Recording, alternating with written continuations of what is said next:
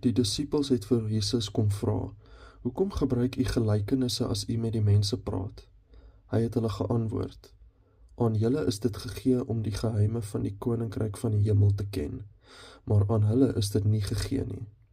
Wie het, vir hom sal nog meer gegee word, en hy sal oorvloed hê, maar wie nie het nie, van hom sal ook die bietjie wat hy het, weggevat word. Om hierdie rede praat ek met hulle in gelykenisse, omdat hulle kyk, maar nie sien nie, en hoor, maar nie luister en verstaan nie.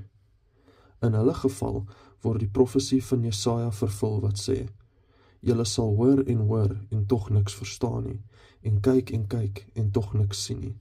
Hierdie volk se verstand is afgestomp. Hulle het hulle ore toegedruk en hulle oë toegemaak, sodat hulle nie met hulle oë kan sien nie, en met hulle ore kan hoor, en met hulle verstand kan verstaan, en hulle bekeer en ek hulle gesond maak nie. Maar julle oë is bevoorreg dat hulle sien, en julle ore dat hulle hoor.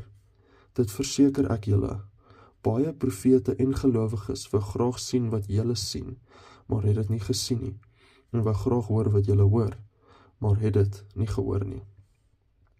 Luister julle dan na wat die gelykenis van die saaiër beteken. Die bose kom by elkeen wat die woord van die koninkryk hoor, maar het nie verstaan nie, en vat dan weg wat in sy hart gesaai is. Dit is hy, by wie daar op die pad gesaai is. Die man, weer by wie daar op die klipbanke gesaai is hy wat die woord hoor en het dadelik met blydskap aanneem. Hy laat dit egter nie by hom wortel skiet nie, en hy hou nie lank uit nie. As hy terwille van die woord verdruk en vervolg word, word hy gou afvallig.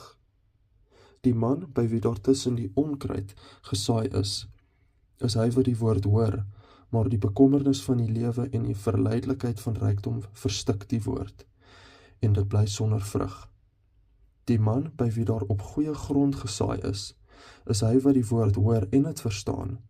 Hy dra inderdaad vrug en lewer 'n oes. Soms 100voudig, soms 60voudig, soms 30voudig.